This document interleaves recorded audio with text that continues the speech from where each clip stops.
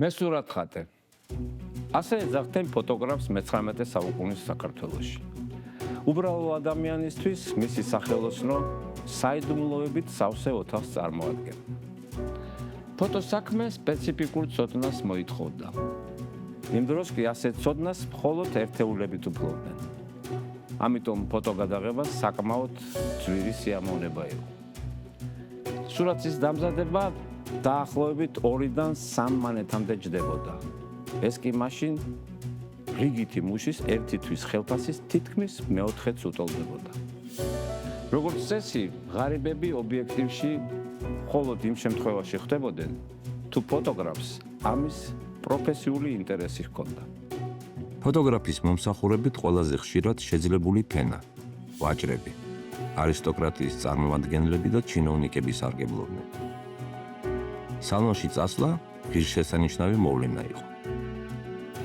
საოჯახო სურათის გადასაღებად საგანგებოდ ემზადებოდნენ.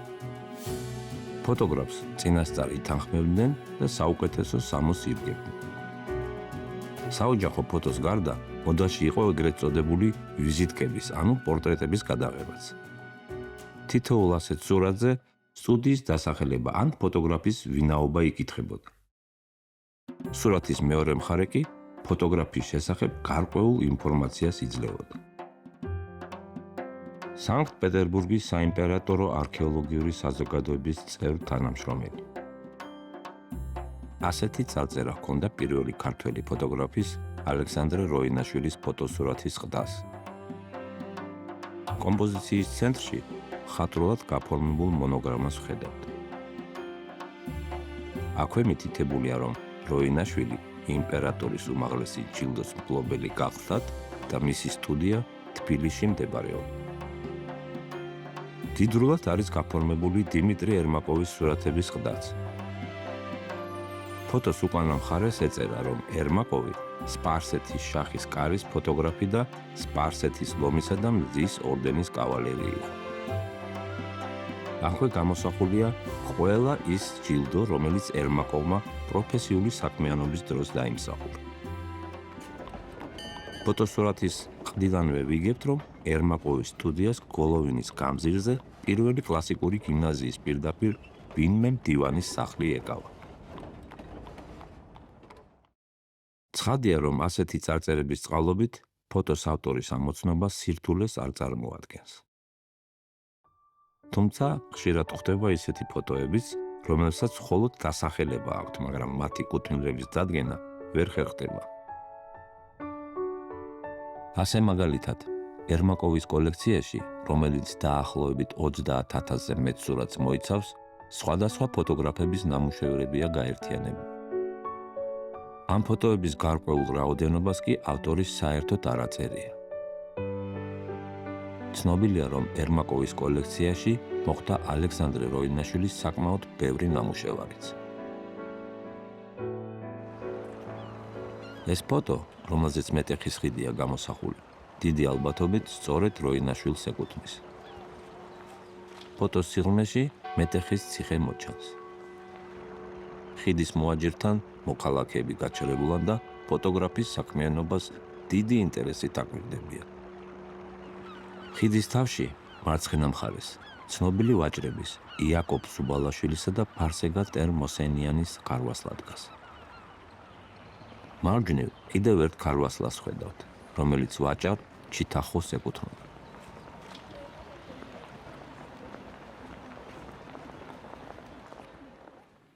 ქარვასლა, ანუ ქარავან-სარაი. თურქულად მექარავნეების მოსასვენებელ სახლს და სავაჭრო ცენტრს ნიშნავს. ძველად მას ფუნდუქსაც ეძახდნენ. ეს იყო მართკუთხა, ხშირ შემთხვევაში 2 ან 3 სართულიანი შენობა, რომელსაც თავისი შიდა ეზო ჰქონდა. როგორც წესი, პირველი სართული სავაჭრო დუქნებს, საწყობებსა და სახელოსნოებს ეკავათ. ზედა სართულებზე კი სასტუმრო ოთახები იყო განთავსებული. ეს შენობა ძველი თბილისის ერთ-ერთი ქარვასლა იყო. თბილისი ვაჭრებს უამრავი ქვეყნიდან იზიდავდა. აქ თავისი საქონელი ჩამოჰქონდათ სპარსეთიდან, ოსმალეთიდან, შუა აზიიდან, ინდოეთიდან, რუსეთიდან და ევროპის ქვეყნებიდან. ამ ყველაფერს ჯერ თბილისის ქარვასლებში ასაწყობებდნენ და შემდეგ უკვე მთელი ამიერკავკასიის მასშტაბით ანაწილებდნენ. 1872 წლამდე, ანუ კავკასიაში პირველი სარკინიგზო მიმოსვლის გახსნამდე, ტვირთი აკლემებით, ცხენებით და ჯორებით გადაჰქონდათ. ამიტომ ქარვასლის სიახლოვეს პირუტყვის დასაბინავებელი ადგილებიც იყო მოწყობილი.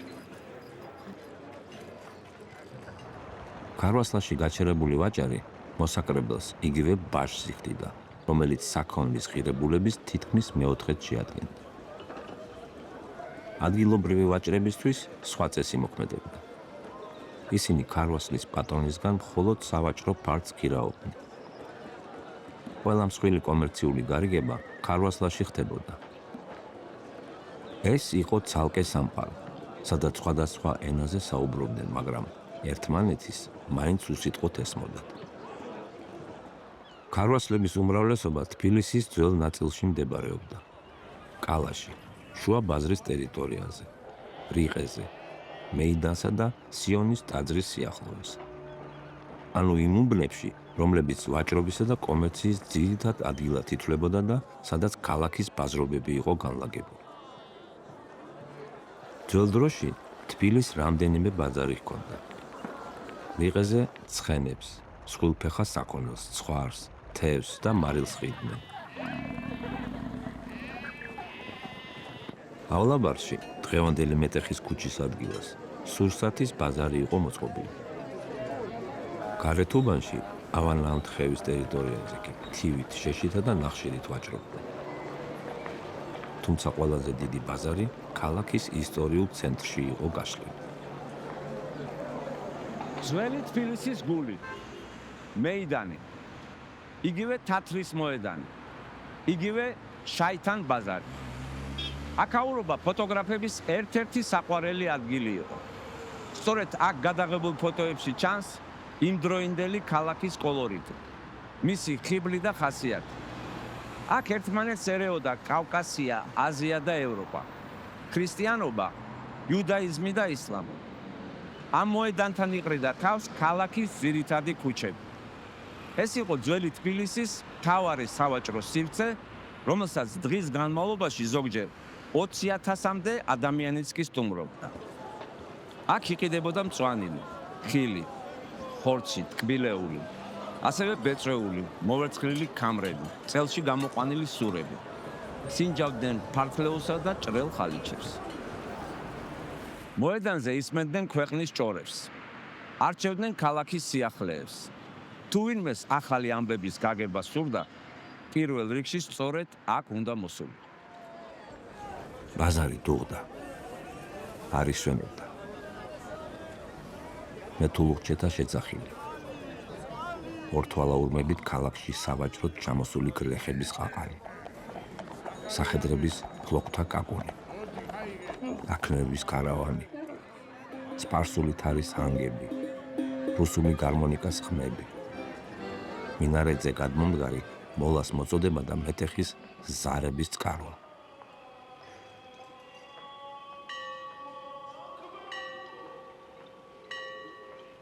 მეიდანის ნებისმიერი კუთხე ფოტოგრაფისტვის მიმზიდველი იყო. ფოტოობიექტივის წყალობით მეიდნის მფეთქავი რითმი საუკუნეების შემდეგაც ცოცხლად იგრძნობა. ქალაქის ბაზრებს სურსათ სანოვაგით ძირითადად თბილისის შემოგარენში მდებარე სოფლები ამარაგებდნენ. ზე ჯერ ამოსული არ იყო და ქუჩებში უკვე ისმოდა წყნეთელი, კუმისელი, კოჯრელი მემაწვნეების შეძახილები, რომლებსაც მაწვრის ქილები სახედრებზე გადაკიდებულ ფერად ხურჯინებში ჰქონდათ ჩალაგებული. ქუჩა-ქუჩა დაატარებდნენ სხვადასხვა ხილს. დაწნული გოდრებით შემოჰქონდათ ლეღვი, ატამი, ალუჩა და ბალე. გამთენიისას ახლომდებარე სოფლებიდან ქალაქში ჩამოდიოდნენ მენახშირეებიც. ისინი ძირითადად დასავლეთ საქართველოდან გადმოხვეწილი ღარიბი გლეხები იყვნენ, რომლებიც ტყის მეპატრონესთან მოჯამაგირეებად დგებოდნენ. ვინაიდან იმ ხანის თბილისისთვის ნახშირი გათბობის ძირითადი საშუალება იყო, ქალაქის გარშემო ტყეები უმოწყალოდ იჩეხებოდა. შეშას საგანგებოდ მოწყობილ ორმოებში წვავდნენ, შემდეგ კი ნახშირის ტომრებსა და გოდრებში ყრიდნენ და ქალაქში გასაყიდად სახედრებით დაჰყურდათ. მეირნის ბაზრის შუაში დაახლოებით აი ამ ადგილას ყაფანი იყო გამართული. ყაფანი მაღალ ჭრელ ბოძს ერქვა, რომელზეც წითელი ბაირაღი ფრიალებდა და რომლის ძირშიც ბაზრის დიდი სასწორი იდგა. აქ წონიდნენ გასაყიდად გამზადებულ ხორბალს, ქერს, შაქარს. როცა ბაირაღი აღმართული იყო, სოფლიდან ჩამოტანილი საქონლის ყიდვის უფლება ქალაქის მცხოვრებლებს ჰქონდათ. ჩარჩვაჭრებზე უწინ სახლისთვის საჭირო პროდუქტებს სწორედ მოქალაქეები ყიდულობდნენ. ზუსტად შუადღეს, როცა ქალაქის მთავარი ზარბაზანი გაისროდა, ყაფანის ბაირაღს ქვევით უშვებდნენ.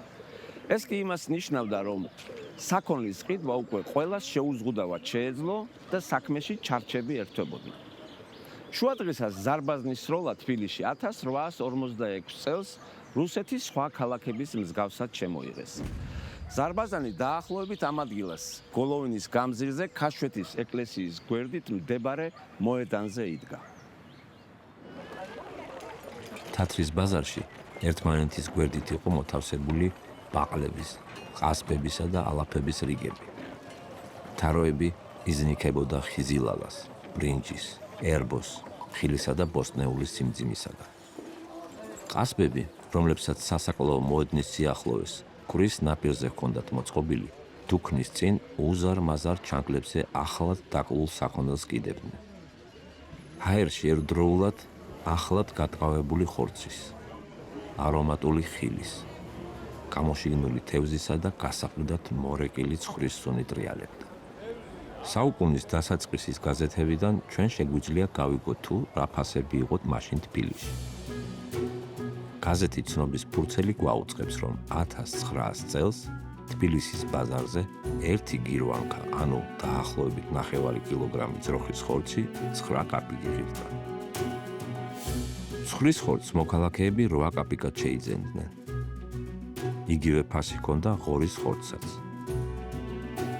ცოცხალ ძროხას ან ხარს 30-დან 45 მონეტამდე აფასებდნენ. ფურნეში გამომცხვარი ერთი გირვანკა პური 3.5 კაპიკი ჯდებოდა.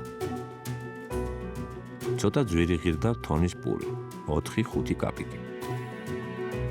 კილოგრამი შაქარი 25 კაპიკად ფასობდა. კარტოფილი 5-დან 14 კაპიკამდე. ერთი საჯენ შეშას კი მოქალაქე 36 მონეტად იყიდდა. რაც შეეხება ხელფასებს. რიგითი მუშა თვეში 8-დან 15 მონეტამდე იღებდა. მასწავლებელი 25 მონეტს. იგივე ხელფასი ჰქონდათ ფოსტის მსახურებს. ექიმი 80 მონეტს. მოახლესა და შინამო სამსახურეს მხოლოდ 5 მონეტს აძლევდნენ. დღევანდელი შარდენის ქუჩა და ბამბის რიგი მაოდით, მატყლით, ჩითით, ფარჩითა და ბამბით მოვაჭრე ბაზაზებს ეკავათ. მათ სიახლოვეს იყო ლილახანა, სადაც საღებავებით სავსე ქვევრები იდგა და სხვადასხვა ქსოვილსა და ტანსაცმელს ღებავდნენ. თათრის მოედნიდან ბატონის მოედნამდე ყველგან ხმაური, ყაყანი და კამათი ისმოდა. ასე გრძელდებოდა შებინდებამდე. საღამოს პირზე ვაჭრობა თანდათან ცხრებოდა. სავაჭროები დარაბებით იხურებოდა, დუქნებში ზეთის ფანრებსა და სანთლებს ანთებდნენ. მედუქნეები მთელი დღის ნავაჭრის თვლას იწყებდნენ. ბაზარი სულ რამდენიმე საათი ისვენებდა. გამთენიისას კი ეს სორომტრიალი ისევ თავიდან იწყებოდა. ძველი თბილისის ბაზარი კინტოს გარეშე უბრალოდ წარმოუდგენელია. კინტო წვრილ მევაჭრეთა განსაკუთრებულ კასტას მიეკუთვნებოდა, რომელიც გასაყიდად გამზადებულ ხილს, ბოსტნეულსა თუ სხვადასხვა სანოვაგეს თავზე შემომდგარი დიდი თაბახით ქუჩა-ქუჩა დაატარებდა. კინტოს სამშობლო სპარსეთია. სწორედ სპარსეთში ჩამოყალიბდა ის ერთგვარ სოციალურ ჯგუფად. მათი ძირითადი საქმიანობა დიდგვაროვნების კარზე ხელისბიჯად მსახური ან ქუჩაში წვრილმანი ვაჭრობა იყო. ჩვენს ქვეყანაში ისინი სპარსელების ბატონების ხანაში გამოჩნდნენ. ქართულ საზოგადოებაში კინტო დიდი ხნის განმავლობაში უცხო მოვლენად ითვლებოდა. მაგრამ შემდგომში კინტოები თბილის სრულყოფას მოერგნენ და საბოლოოდ ბაზრის განუყოფელ ნაწილად გადაიქცნენ. ჩოხას არ იცვამდნენ. ეცვათ ჩიტის წინწკლებიანი პერანგი. მოკლე, შავი ახალუხი. წინდებში ჩატანილი განიერი შარვარი. თავზე ქეჩის ბრტყელი ქუდი ეხურა. ფეხებზე ქოშებს ატარებდნენ. ბაზარში გამოსულ კინტოს თავზე უშველებელი თაბახი ედგა, რომელზეც მსხალი, ვაშლი, ატამი და სხვადასხვა ხილი იყო დაწყობილი. ტვირთის სიმძიმეს ნაკლებად რომ შეეწუხებინა, თაბახის ქვეშ თავზე ტილოს იფენდნენ. საქონლის ასაწონად თეფშებიან სასწორს ატარებდნენ. ეს იყო ვაჭრობაში დახელოვნებული ადამიანი, რომელიც საქონლის გასაყიდად არც წყვილს ერიდებოდა და არც თაღლითობაზე იტყოდა უარს. მუშტართან ლაზღანდარობდა, მასხრობდა, გაცვეთილი ხუმრობებით აბრუებდა და ელაქუცებოდა. სუბუქად ცხოვრობდა, დროის ტარება უყვარდა. ქუჩა-ქუჩა ხეტიალითა და ბაზარში დგომით ნაშოვნ ფულს საღამოობით ან დუქანში ხარჯავდა, ან ორთაჭალის ბაღებში ფლანგავდა. დუქანში ქეიფისას თაბახის ნაცვლად თავზე უკვე ღვინით სავსე ბოთლი ედგა და არღნის ხმაზე ჭრელი ბაღდათით კინტოურს ცეკვავდა. მეიდანზე გაშლილ ჭრელ ბაზარში განსაკუთრებული ადგილი ხელოსნების რიგებს ეკავათ. შუა ბაზარში ქუჩის ორივე მხარეს სხვადასხვა სახელოსნო იყო ჩამტკრივებული. რას არ შეხვდებოდით აქ? ოქრომჭედელთა სავაჭროებში ოქროსა და ვერცხლის სამკაულები იყო გამოფენილი. უნაგირისა და ცხენის აღკაზმულობის ოსტატებს ვერცხლით გაწყობილი ნაკეთობები ეჭირათ და ყურადღების მისაქცევად გულმოდგინედ აჭყარუნებდნენ. მათ გვერდით ლეკები ხანჯლებს, სატევარებსა და ბასპირა დანებს ამზადებდნენ. ხარაზებს დაღზე კამეჩის ტყავით შეკერილი ჭყეტელა წუღები და პრიალა ჩექმები გამოეფინათ. თევზებთან მისული მუშტარი წაბლისფერი შალისგან დამზადებულ ჩოხებს ათვალიერებდა. მეთუნეს დუქანი სავსე იყო 1000 გვარი დოქებით, ჭინჭილებით, სურებითა და ფიალებით. ხელოსნებს ძველ-თბილისში მუდამ განსაკუთრებული ადგილი ეკავათ. მათ საკუთარი გაერთიანებაც კი ჰქონდათ, რომელსაც ამქარი ერქვა. ეს იყო პროფკავშირების მსგავსი ორგანიზაცია, საკუთარი კანონებითა და წესებით.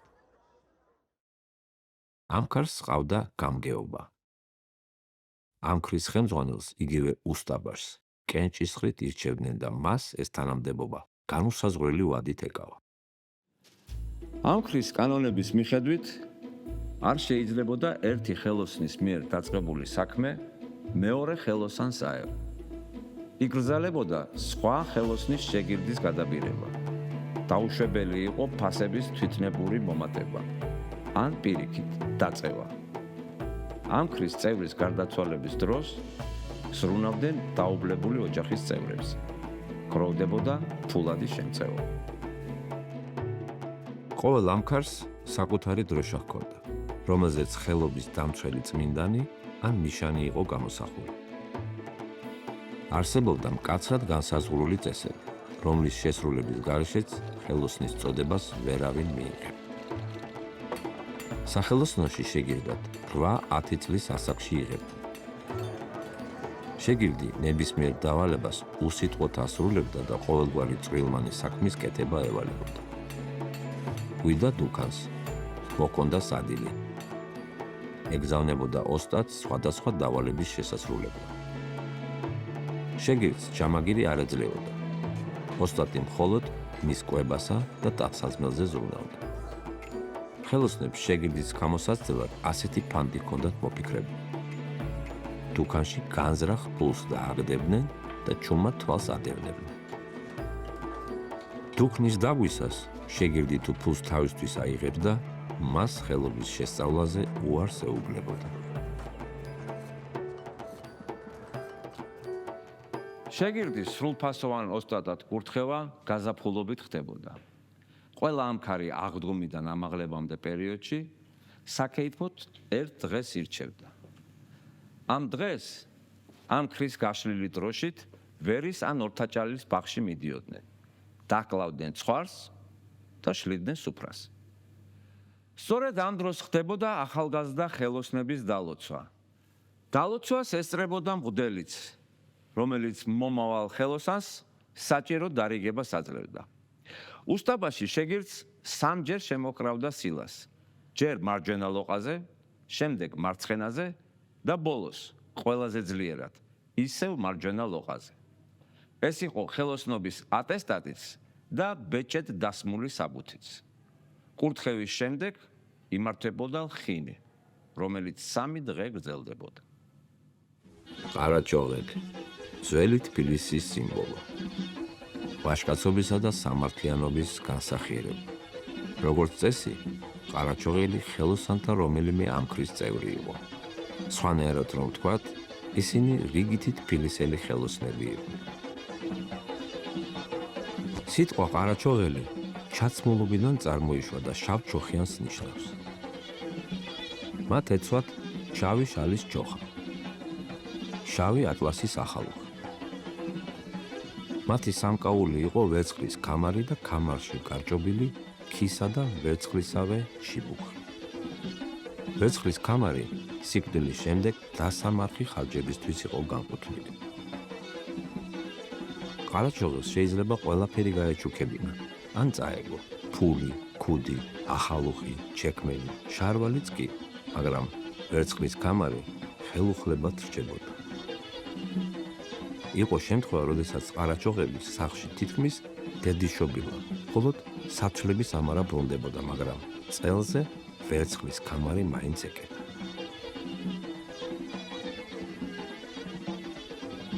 იყო თამამი, გულმართალი, ქვრივობლებისა და გაჭირვებულების ქომაგი და მზროველი. ერთი დღით ცხოვრობდა, მეგობრებისთვის თავს წირავდა, უსამართლობას ვერ იტანდა. შეურაცხყოფას კი მუშტით პასუხობდა.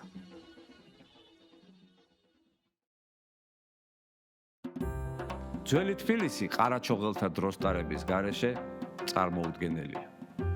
პური და ღვინო თუ გააჩნდა, უკვე ბედნიერი იყო. თუ ზედ კიდევ ტარხუნა და ხაშლამაც ჰქონდა, თლათ უკეთესი. მათ ნახავდით დუქნებსა და სამიკიტნოებში. მტკვარზე მოქანავე ტივებზე, ორთაჭალის ვერის ან კრწანისის ბაღებში. სახელდახელოდ გაშლილ სუფრაზე, დუდუკებისა და საზანდარის თანხლებით, ქეიფი მთელი ღამე გრძელდებოდა. გამთენიისას ქეიფს უკვე გოგირდი საბანოებში აგრძელებდა. ცხელი აბაზანისა და ლაზათიანი ქისის შემდეგ, სუფრა უკვე აუზის თავზე იშლებოდა.